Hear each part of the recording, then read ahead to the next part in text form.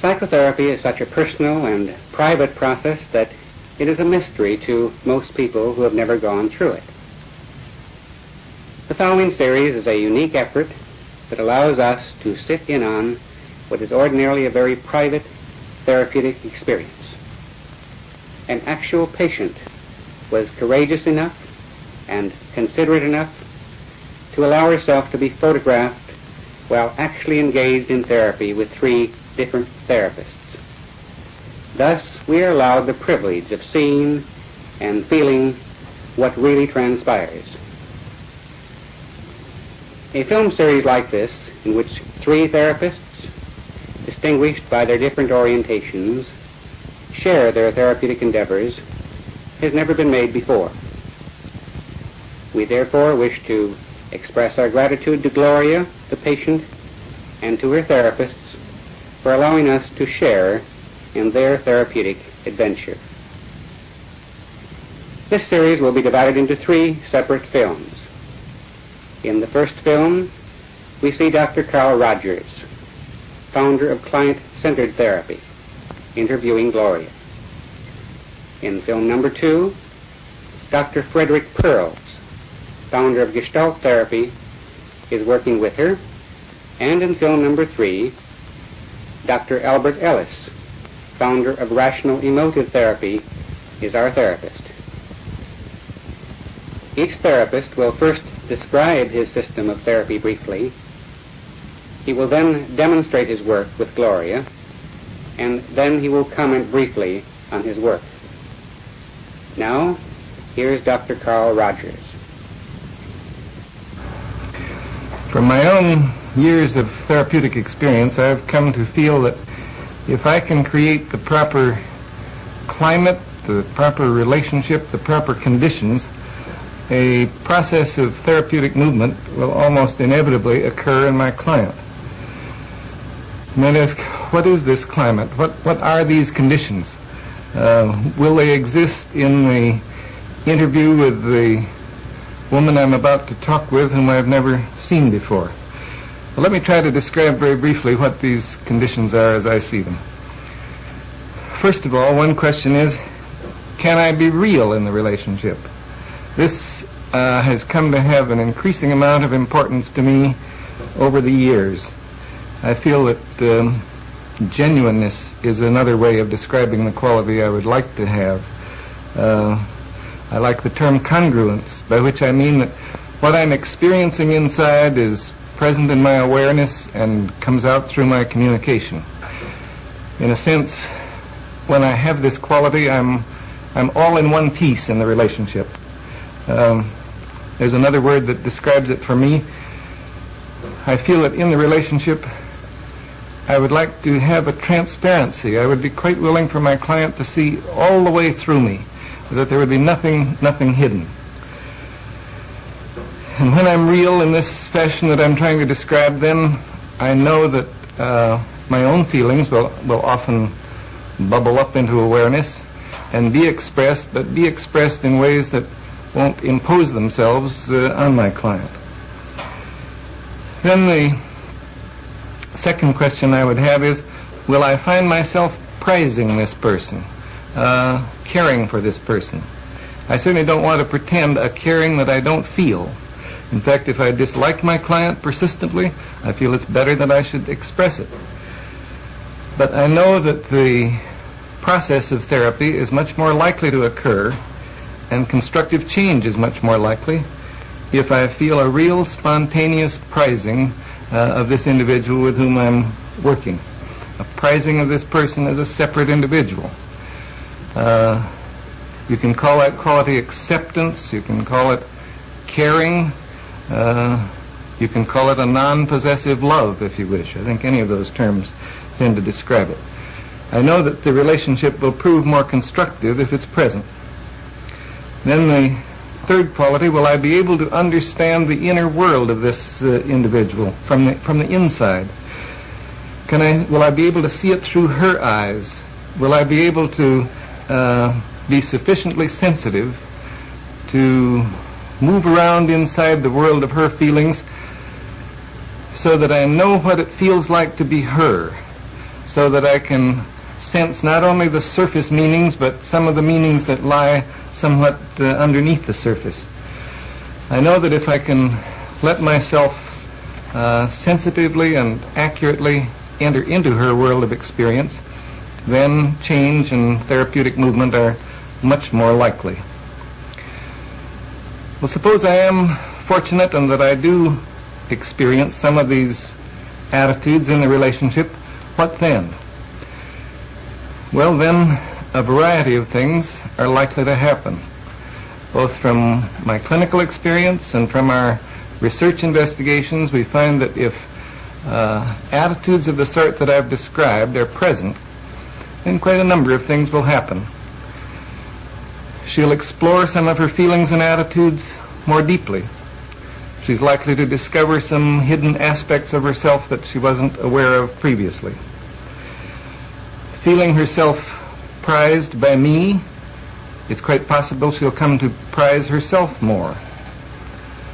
Feeling that some of her meanings are understood by me, then she can more readily perhaps listen to herself, listen to what's going on within her own experience, listen to some of the meanings she hasn't been able to catch before.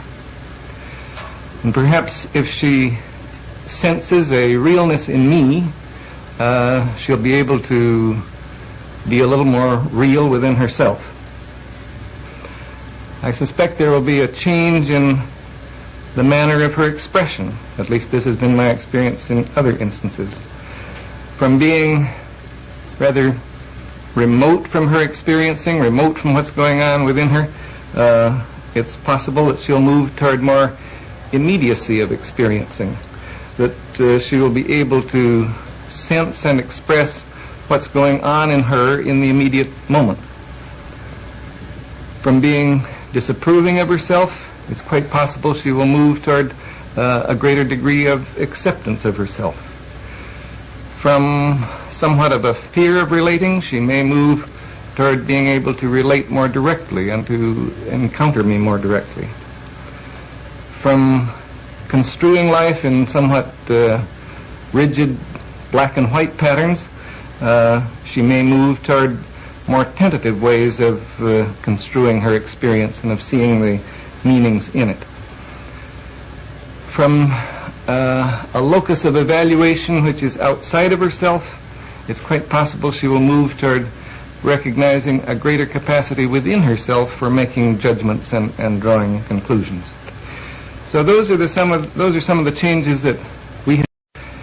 If I have any success in creating the kind of conditions that I described initially, then we may be able to see some of these changes in this client, even though I know in advance that our contact is going to be very brief.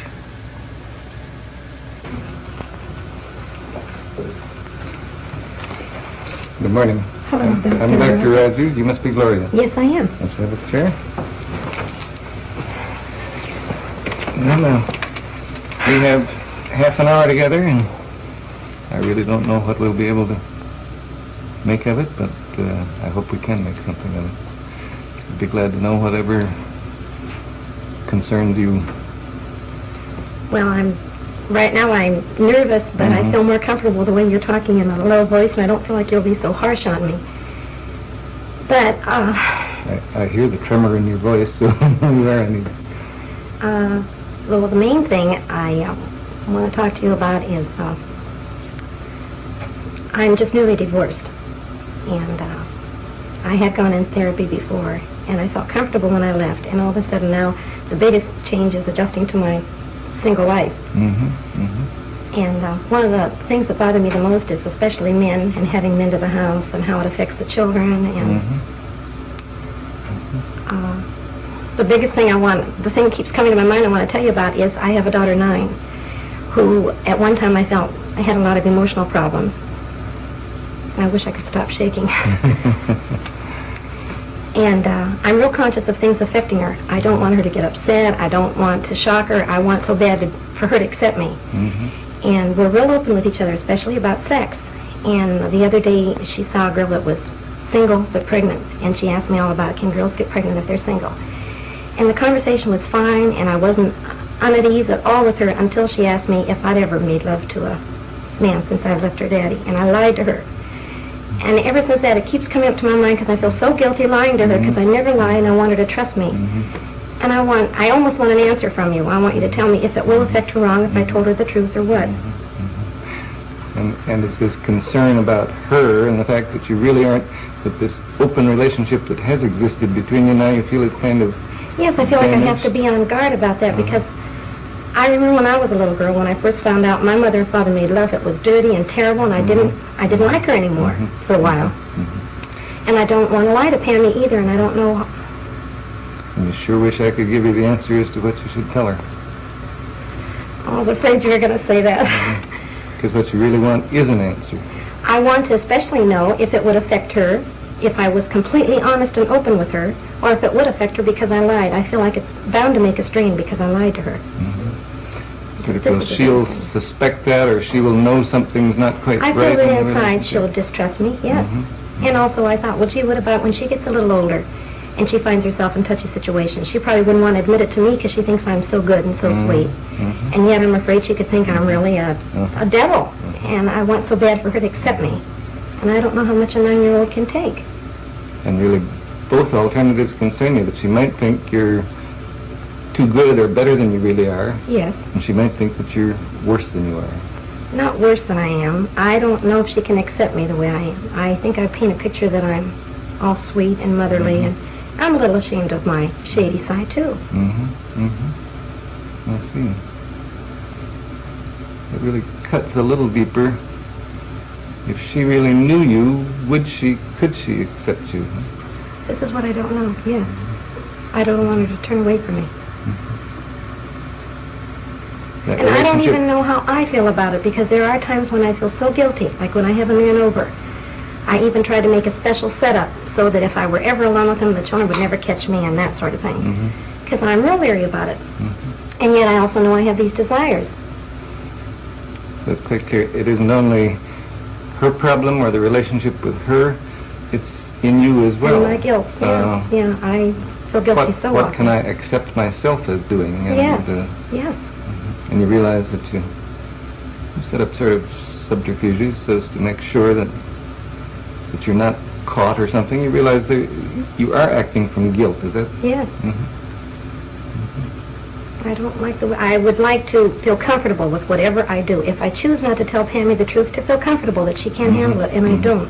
I want to be honest, and yet I feel there are some areas that I don't even accept. And if you can't accept them in yourself, how could you possibly be comfortable in telling them to her? Right. And yet, as you say, you do have these desires and you do have your feelings, but you don't feel good about them. Right. And I have a feeling you're just going to sit there and let me stew on it, and I want more. I want you to help me get rid of my guilt feeling. If I can get rid of my guilt feeling about lying or going to bed with a single man, any of that, just so I can feel more comfortable.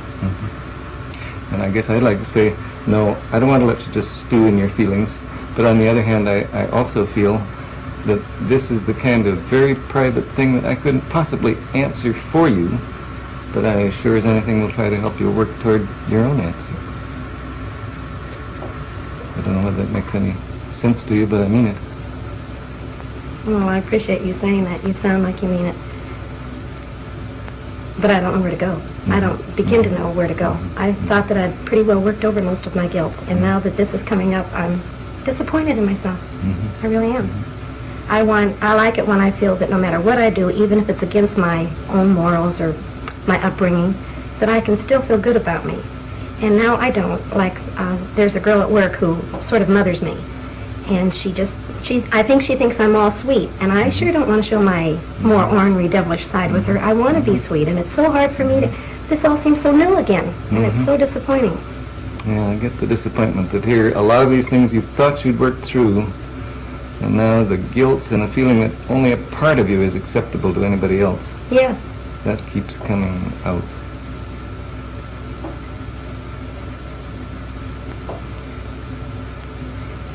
I guess I do catch the real deep puzzlement that you feel as to what the hell shall I do? What can I do? Yes, and you know what I can find, Doctor, is that everything I start to do, that impulse, it seems natural to tell Pammy or to go out on a date or something.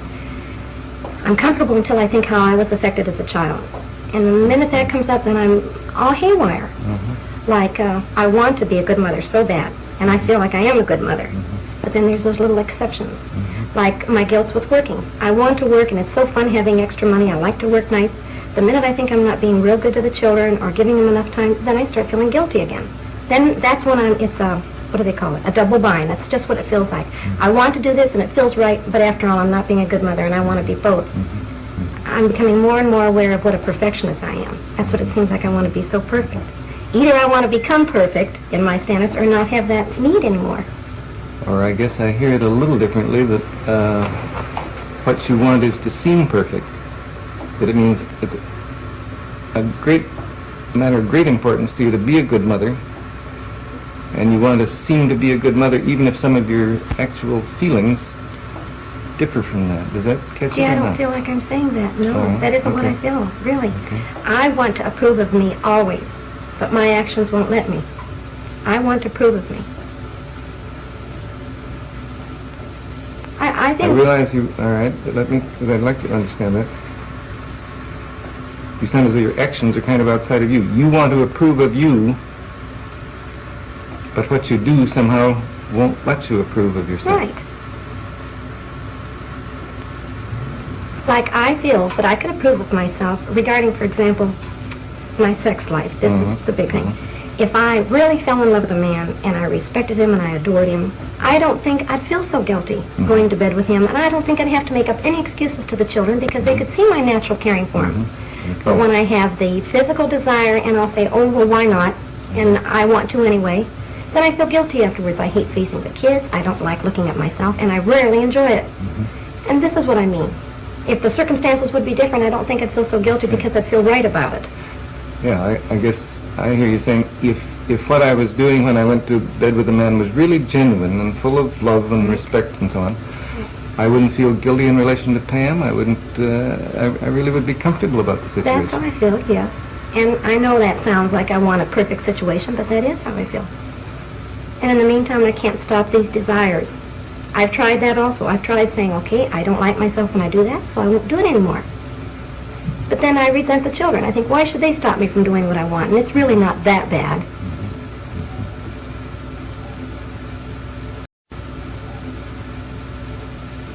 But I guess I heard you saying, too, that it isn't only the children, that you don't like it as well when it really isn't I'm right. sure I know that's it, probably even more so than I'm aware of.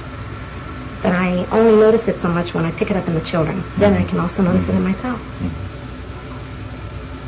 And somehow, sometimes you kind of feel like blaming them for the feelings you have. I mean, why should they cut you off from a normal sex life? Well, a sex life, I could say, not normal, because there is something about me that says that's not very healthy to just go into sex because you feel physically attractive or something, or a physical need. So something about it tells me that's not quite right anyway.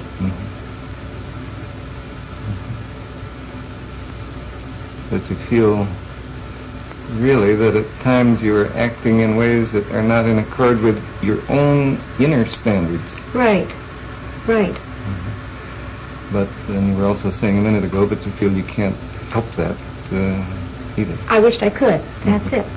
And I can't. Now I feel like I can't control myself as well as I could have before for a specific reason. Now I can't. I just let go, and there's too many things I do wrong that I have to feel guilty for, and I sure don't like that.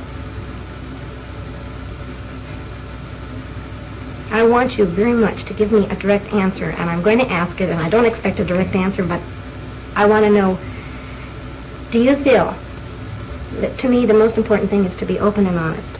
And if I can be open and honest with my children, do you feel that it could harm them if, for example, I could say to Pammy, I felt bad lying to you, Pammy, and I want to tell you the truth now. And if I tell her the truth, and she's shocked at me, and she's upset, that could bother her more. I want to get rid of my guilt, so that'll help me, but I don't want to put them on her. That's right. Do you feel that could hurt her? Concern.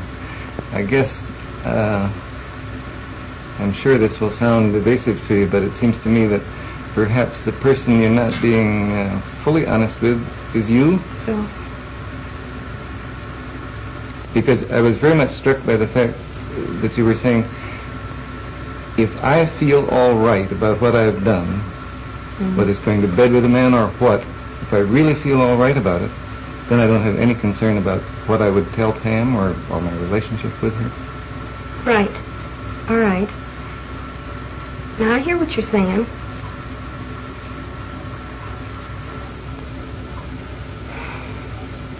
Then all right, then I want to work on accepting me then. I want to work on feeling all right about it. Now that makes sense, that'll come natural and then I won't have to worry about Pammy. But when things do seem so wrong for me and I have an impulse to do them, how can I accept that? What you'd like to do is to feel more accepting toward yourself when you do things that you feel are wrong. Is that right? Right. And I feel like a tough assignment. Yeah, I feel like you're going to say, now why do you think they're wrong? And I have mixed feelings there too. Through therapy, I'll say, now look, I know this is natural. Women feel it. Sure, we don't talk about it a lot socially, but all women feel it, and it's very natural. I've had sex for the last 11 years. I'm, of course, going to want it, but I still think it's wrong unless you're really, truly in love with a man. And my body doesn't seem to agree. And so I don't know how to accept it.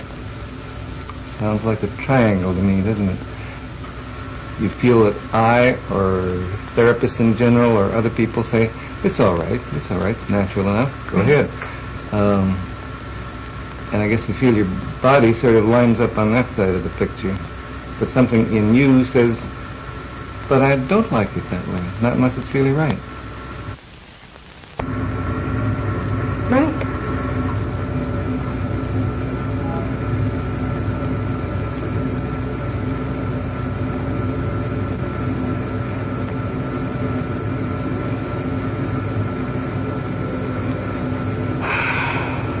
But I have a hopeless feeling. I mean, these are all the things I sort of feel myself, and I feel, okay, now what? So you feel this is the conflict, and it's just insoluble, and therefore it's hopeless. And here you look to me, and I don't seem to give you any help. And right. I really know you can't answer for me, and I have to figure it out myself. But I want you to guide me, or show me where to start, or so it won't look so hopeless.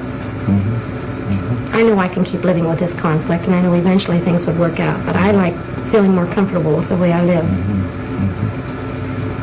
And I'm not. One thing I meant to ask, what is it you wish I would say to you? I wish you would say to me to be honest and take the risk that Pammy's going to accept me.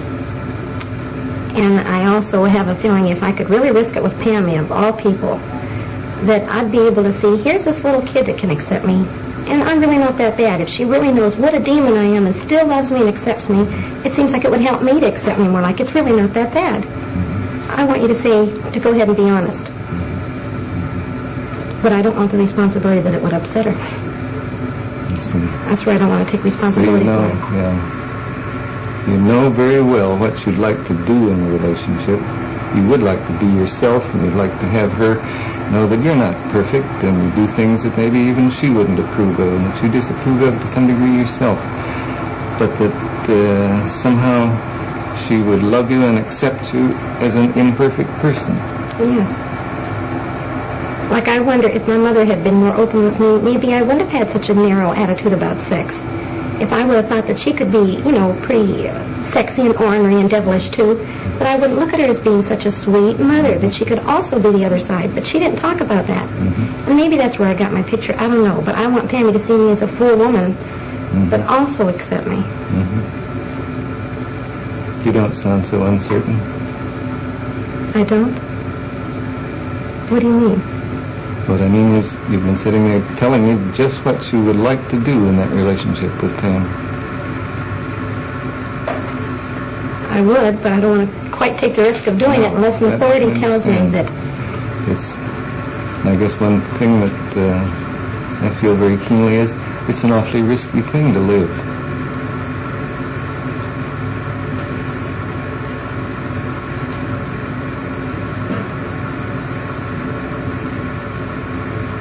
You'd be taking a chance on your relationship with her. You'd be taking a chance on letting her know who you are, really.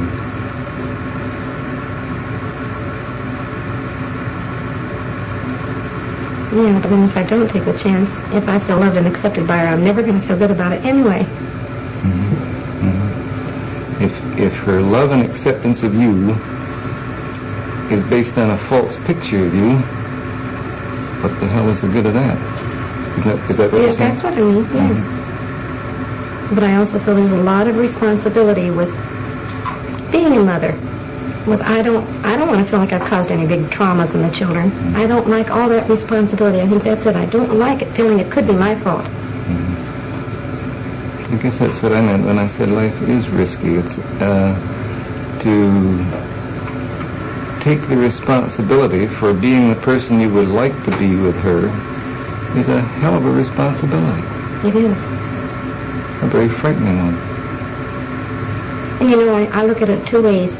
I like to see myself as being so honest with the kids, and really being proud of myself, though, that no matter what I told them or no matter how bad they might think I was honest. Mm-hmm. And down deep, it's going to be a much more wholesome relationship. Mm-hmm. And yet, I get jealous of, like, when they're with their daddy.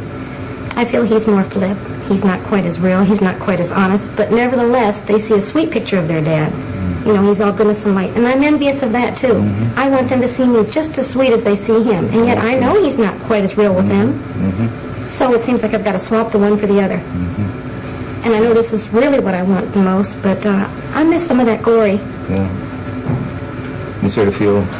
I want them to have just as nice a picture of me as they had of their dad, and if his is a little phony, then maybe mine will have to be too. I think that's putting it a little too strongly. But that's close. That is what I mean. Mm-hmm. So, I know she can't have that neat a picture of me if I were honest. Besides that, I do feel I'm a little more ornery than their dad anyway, so I'm likely to do more things that they disapprove of. Sounds though you really find it quite hard to believe that they would really love you if they knew you. That's right. That's exactly it. Before therapy, I would have definitely chosen the other area. I'm going to get respect from them no matter what, even if I have to lie. I see. Well, right now, I know that's not true. Mm-hmm. And I'm not positive they'll truly accept me. Mm-hmm. Something tells me they will. I know they will, but I'm not positive. I want reassurance. Mm-hmm. I keep wanting these things. Now you're in kind of a no man's land of probably shifting from one point of view toward them to another, but boy, you'd sure like somebody to say, that's right, you go ahead and do it. Yes, that's why I get encouraged when I read in a book from somebody I respect and admire, that this is the right thing, no matter what, honesty will win out. Well, then that keeps giving me confidence, by gosh, I'm right. That it's so damn hard to really choose something on your own, isn't it? Which makes me feel very immature. I don't like this in me. I wish I were grown up enough or mature enough to make my decisions and stick by them. But I need somebody to help me on, somebody to push me. So to kind of reproach yourself for that, I guess, and feel, why, if I was anybody or if I was grown up, I'd be mature enough to decide things like this for myself. Right. and take more risks. I wish I'd take more risks.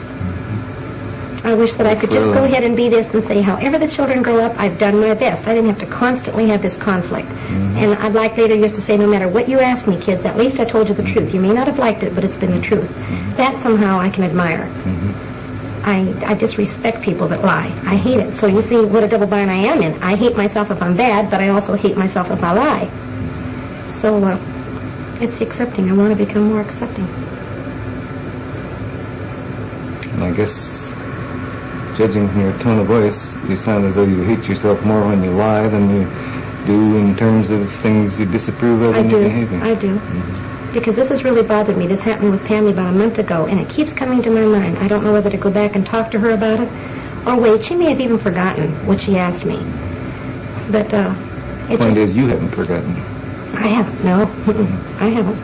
And I'd like to at least be able to tell her that I remember lying, and I'm sorry I lied, and it's been driving me bugs because I did.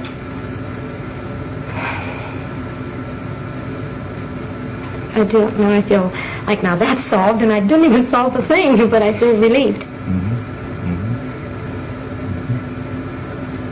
I do feel like you've been saying to me, you're not giving me advice, but I feel like you're saying you really want to, you know what pattern you want to follow, Gloria, and go ahead and follow it. I sort of feel a backing up from you. I guess the way I sense it is, you've been telling me that you know what you want to do, and yes, I do believe in backing up people in what they want to do. It's just a little different slant than the way it seems to you. Are you telling me? See, one thing that concerns me is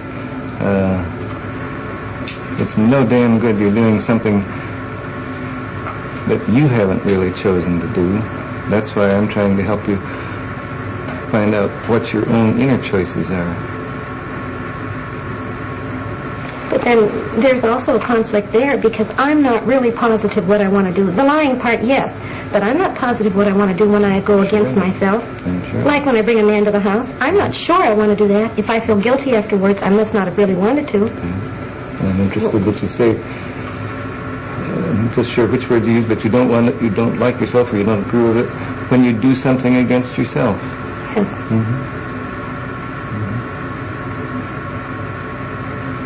You know, this is so different. Now, this kind of thing that we're talking about now, it isn't just knowing whether you want to do something or not. If I want to go to work in the morning or I don't want to go to work, that's easy. But when I find myself doing something I don't feel comfortable with, I automatically say, if you're not comfortable, Gloria, it's not right. Something's wrong. All right, now what I want to ask you is, how can I know which is the strongest? Because I do it, does that mean that's the strongest? And yet if I disapprove, that's just part of the thing that's got to go along with it? See, it sounds like I'm picking up a contradiction. I'm not following. It sounds like you're feeling a contradiction in yourself, too. Although what I heard you saying in part is, the way you like it is when you feel really comfortable about what you're doing. Yes. And I have at times when I've made a decision. Now that seems right. That seems perfectly right. No conflict. But then there are times I do things that I feel uncomfortable with. So that there is a conflict there. It's not the same at all. So what I'm saying is, how do I really know when I'm following my true feelings if I have conflicts afterwards or guilt afterwards? I see, because in the moment it may seem like your true feelings. Yes. Like if I'm starting to do it, okay. So that really is tough.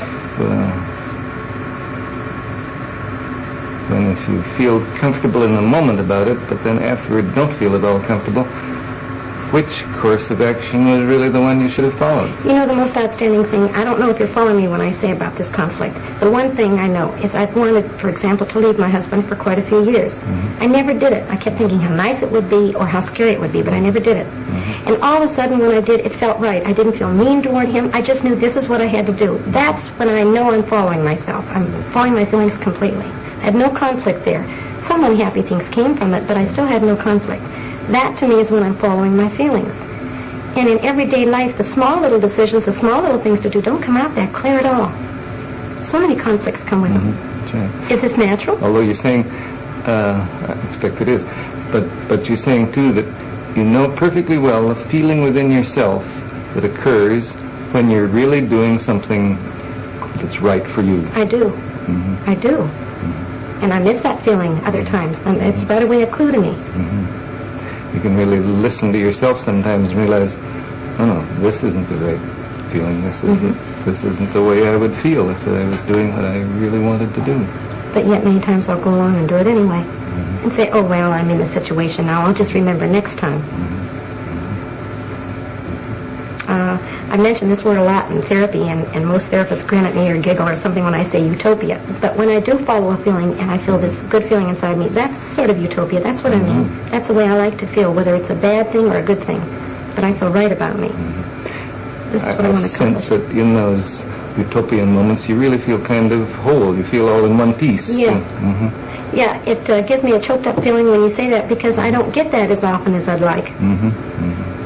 I like that whole feeling. That's real precious to me. I expect none of us get it as often as we'd like, but I really do understand that. It really does touch you, doesn't it? Yeah, and you know what else? I was just thinking, I feel dumb saying it. All of a sudden, as I'm talking to her, I thought, gee, how nice I can talk to you, and I want you to approve of me, and I respect you. But I miss that my father can talk to me like you are. I mean, I'd like to say, gee, I'd like you for my father. I don't even know why that came to me. You look to me like a pretty nice daughter.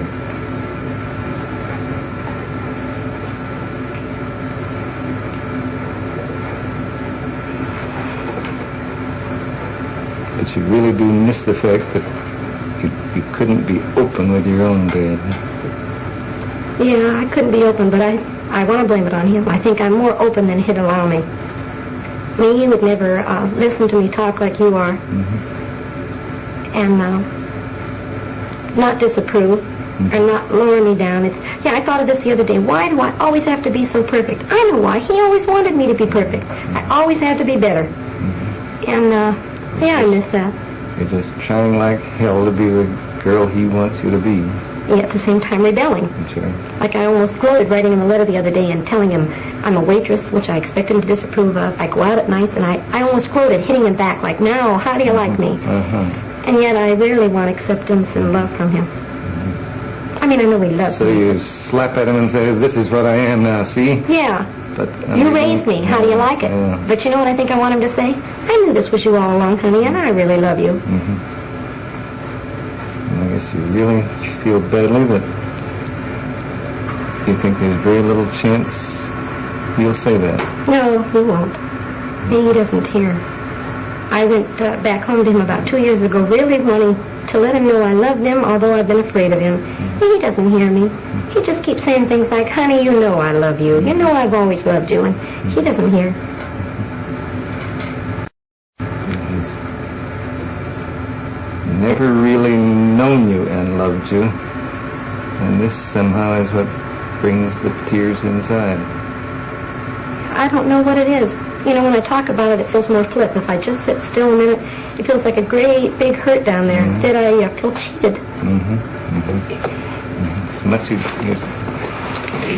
much easier to be a little flip, because then you don't feel that big lump inside of hurt. And again, that's a hopeless situation. I tried working on it, and I feel it's something I have to accept. My father just isn't the type of man I'd really like. I'd like somebody more understanding and caring. He cares, but not in a way that we can cooperate or communicate. I feel, nope, I am permanently cheated. That's why I like substitutes. Like I like talking to you, and I like men that I can respect, doctors, and I keep sort of maybe underneath feeling like we're real close, you know, and it's sort of like a substitute father. I don't feel that's pretending. Well, you're not really my father. No, I meant about the real close business. Well, see, I sort of feel that's pretending, too, because I can't expect you to feel very close to me. You don't know me that well. All I can do is what I am feeling. That is, I feel close to you in this moment.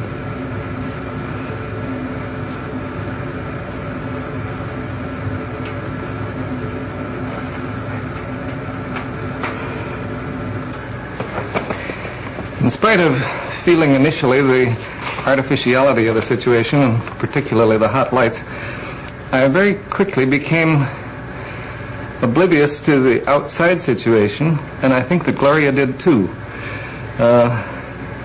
In many ways, I'm glad that she kept pushing me for an answer to her very personal questions about her sex life and her relationship to her daughter.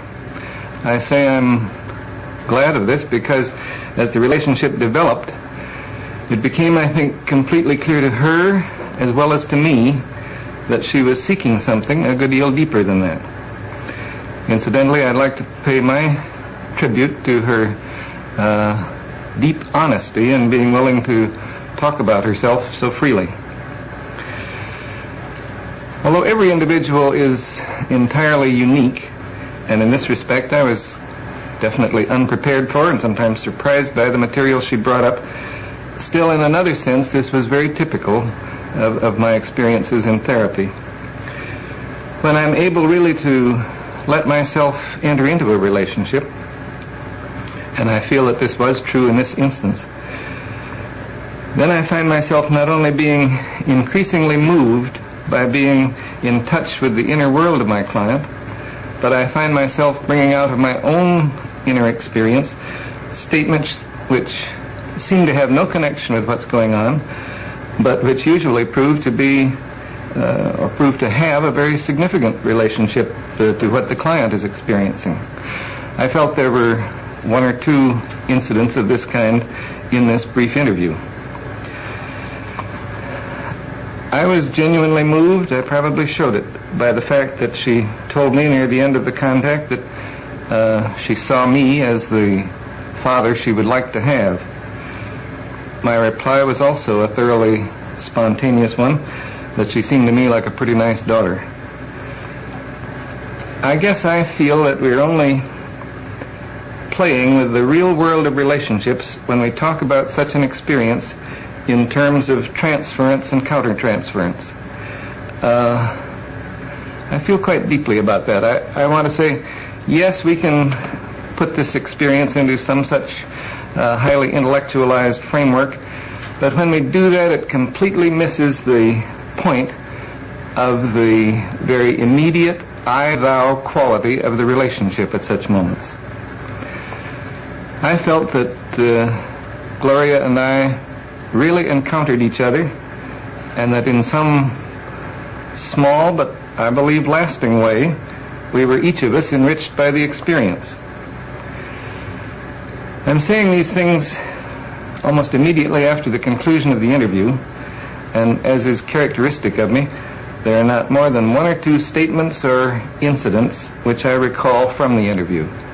I simply know that I was very much present in the relationship, that I lived it in the moment of its occurrence, and I realize that after a time I may begin to remember it too.